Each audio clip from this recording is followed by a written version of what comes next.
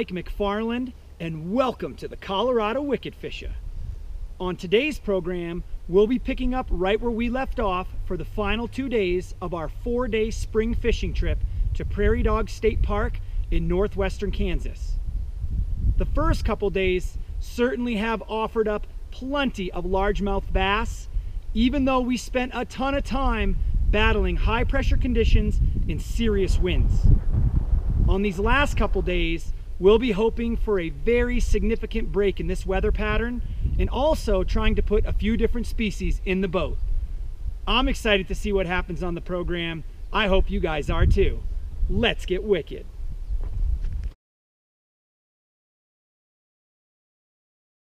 All right, Kurt, what's going on with the bite, man? What's happening out there? I don't know, the high pressure and the wind.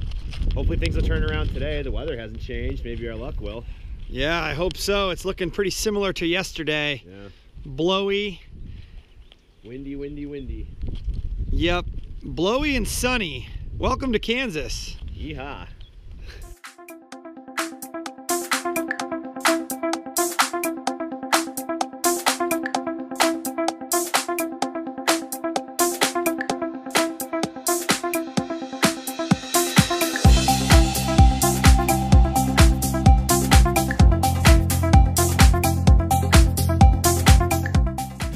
Fish on.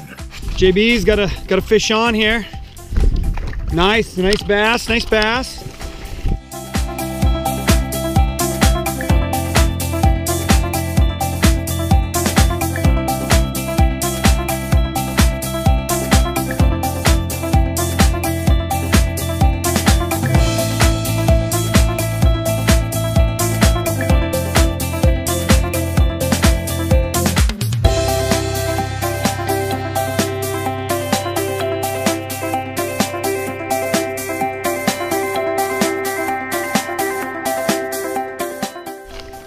Yeah, James Brown once again, keeping things alive. Yeah, buddy. Nice largemouth, JB. Good looking fish, man. Sweet. After landing a few fish right away on day 3, the high pressure once again shut the bite off.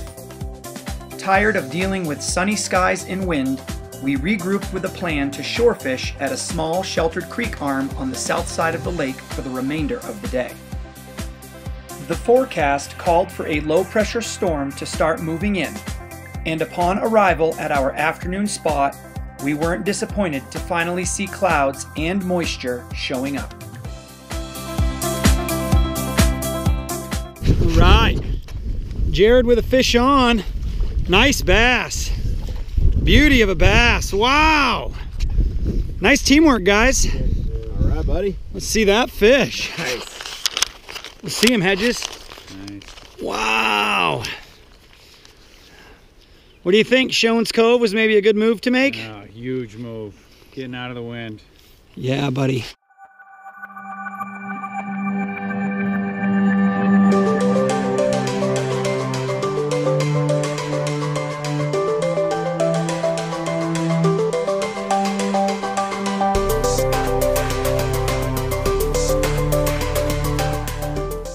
Jared just popped another one over here, doing real good. Yeah. How do you like Shones Cove, bud? Shones Cove is really showing us what we came to see. It's pretty bassy over here. Yeah, bud. Nice fish. Yeah. All right.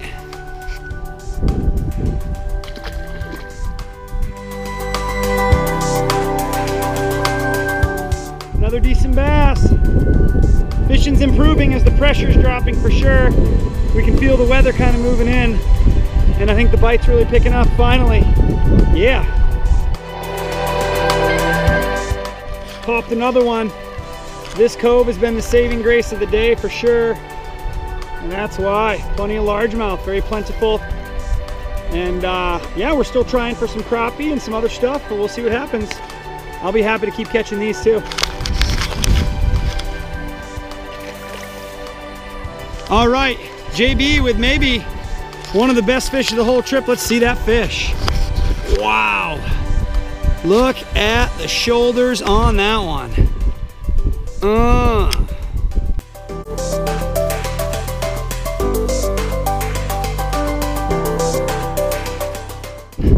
Bam! Yeah, boy.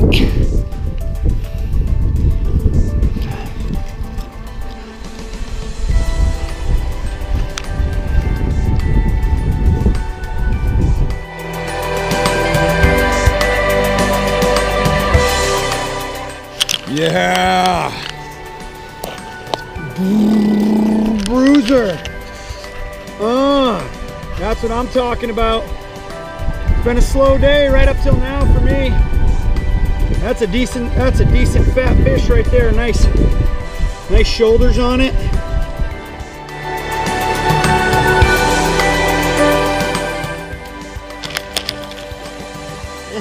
Yeah, Spiegel. Nothing wrong with that. Well done, bud. Let's see that fish one more time. Right in the upper lip. Wow.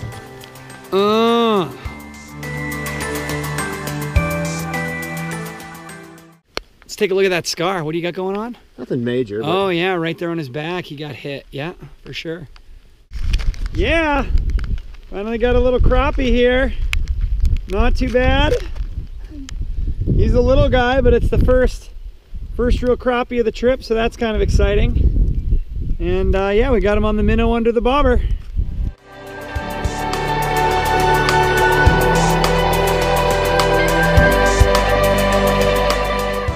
Let's see. Yeah, there we go. There's the angle. Look at that. He's got some true shoulders on him. A nice bruiser. Just all in all, just a solid Kansas bass right there. Yeah.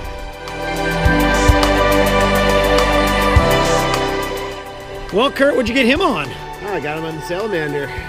Oh, get out of here. You got him on something other than a green Senko? Yeah. Mix it up a little bit, showing a little bit of success. It's a nice fish, man. Yeah.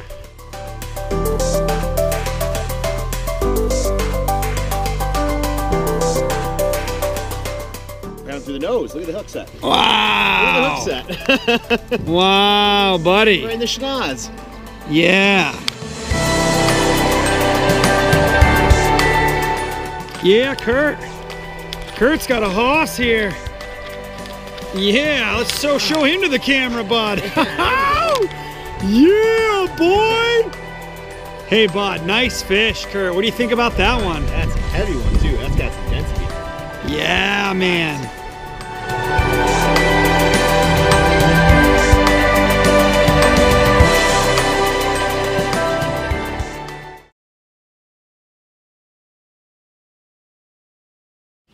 On the final day of our outing, the fishing gods decided to smile down on us. We woke up to low-pressure gray skies, non-existent winds, and a hot multi-species bite that would prove to be the best of the entire trip. All right, JB, why are we optimistic today? Well, we got this low pressure sitting over us and no wind. A lot of rain last night. Temperatures are warm. And glass. Did somebody say glassy water? I didn't know you could find glassy water in Kansas, but here it is. Yeah, the final day begins. All right, we got a fish on a crankbait here. Trolling cranks near the dam. It feels like an eye, he's not really moving. But first fish of the final day here.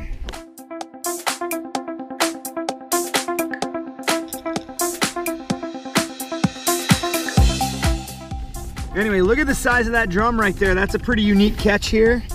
He whapped a crankbait. Kind of exciting.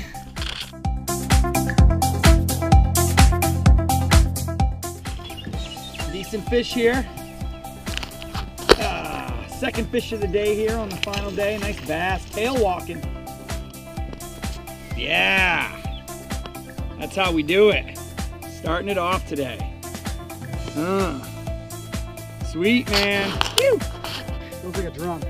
Feels like a drum, not a lot of fight. Not much fight to him. Not much fight to him. How about this crankbait bite though, huh? Oh, it's good. We haven't made a pass yet without a bite. Yeah, JB just picked up this nice drum. trolling a flicker shad. And it's a nice one, got a little bit of shoulders. You know, these do get real big, so this is kind of a moderately sized one, but still very exciting. Nice iridescence right there on the gill plate and kind of forehead area. Big bull shoulders. Yeah, buddy. Nice drum, JB.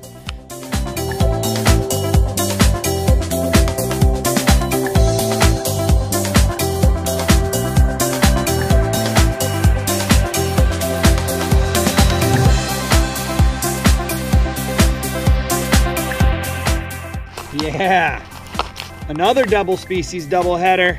Give me a bass one of these times, Mike. Yeah, he's got a real walleye, it looks like, over there. And boom, largemouth bass, nice little double up.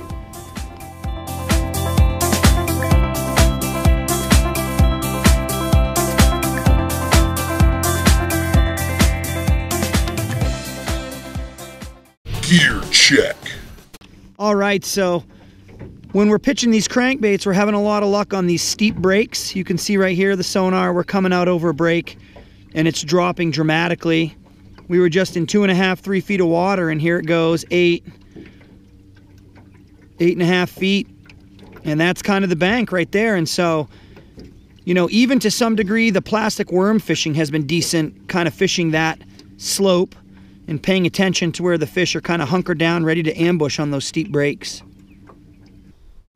All right, so let's go ahead and take a look at a few of the baits that were the most effective on the Kansas waters. First and foremost is this 5-inch Yamamoto Senko worm. This was hands down the best bait that we used.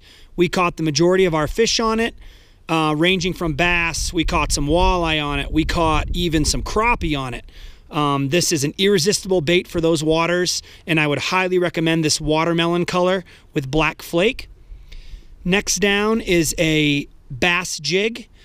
This one I used a handful of times when I felt like the Senko worm was cooling off just a little bit. I even add a little pig there on the back in the form of a Senko worm. Right here you can see the Berkeley brand flicker shad, and this one is one of the deeper divers, gets down to about 15 feet, and this was very effective trolling for the walleye. And finally, the smaller flicker shad that gets down from 10 to 12 feet. This was also extremely effective when we decided to turn to the trolling technique for walleye. Now, of course, as most fishermen know, presentation is everything. I just wanted to take a moment to show you how we use this 5-inch Senko worm. Go ahead and get yourself a nice big, this is a 3/0, but get yourself any size big wide gap hook. And what we do is, to rig it weedless so you can flip it around in that flooded timber without getting snagged, we run it through just a small portion, maybe about a 1/2 inch of the worm, and then we slide that on up to the eye. And once you have it up there, you can kind of see you want that bait to lay pretty flat across the back of that hook, so I always kind of align it like that to see where it should come through. That looks about right. So I go ahead and punch it through, and then always just embed that hook tip in the plastic just a little bit. And there's a great weedless rig. In this case, I've gone ahead and added this little slide sinker here, and that's going to allow it to flutter through the water very effectively and target our bass. Send one into that stump, bud.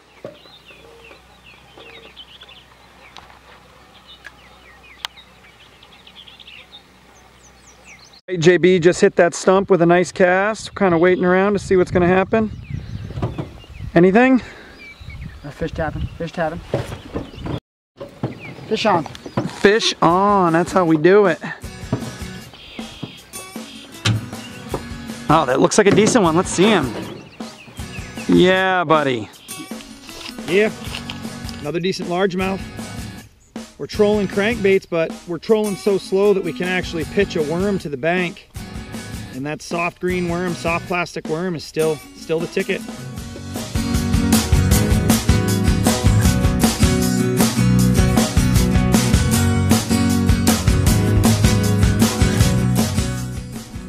Face full of crankbait right there. Damn, he likes that flicker shad. All right, we're having some action right in here. You got him? Set that hook, set that hook. Yeah. Oh, dude. Yeah.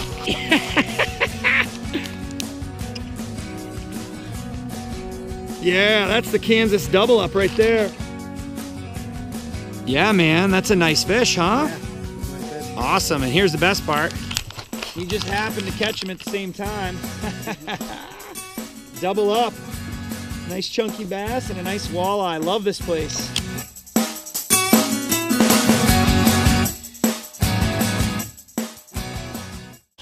All right, JB, tell us about the technique change, what we've done differently.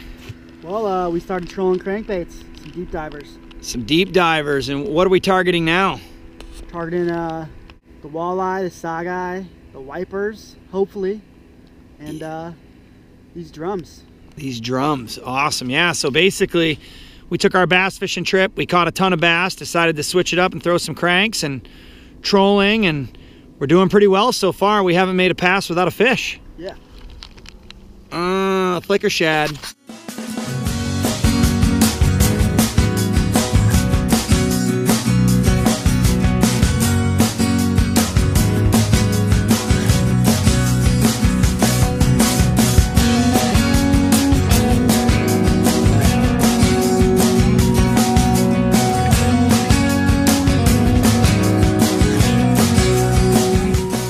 Kind of cool. We just plucked one off that stump we were casting to. Just like that. Gotta love it.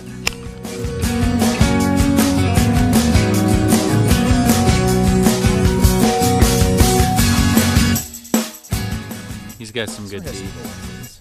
Yeah, toothy critters. Yep, I feel him tapping. Yeah, boy, he's right there.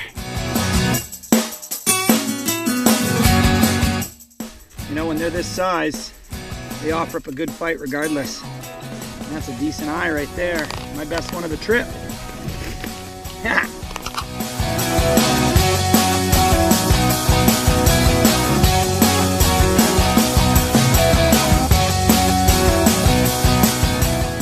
Yeah. Nice black crappie and spawn. Decent slabber right there. Boom.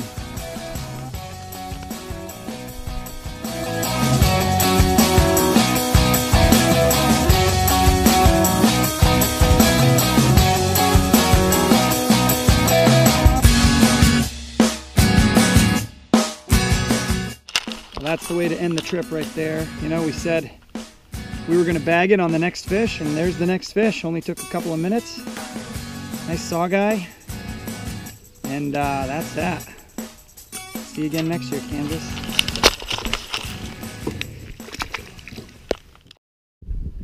Well, guys, thanks a lot for joining us today on the Colorado Wickedfisha. We had a pretty amazing trip here in Kansas. You know, making that 6.5-hour drive from Colorado really paid off.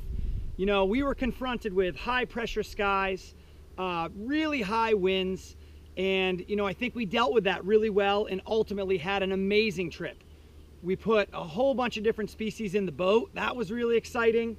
On top of that, I think it was just really neat to be out here with friends, creating great memories and having a chance to experience some fishing that is not the typical back home in Colorado trout fishing. So we kept it exciting.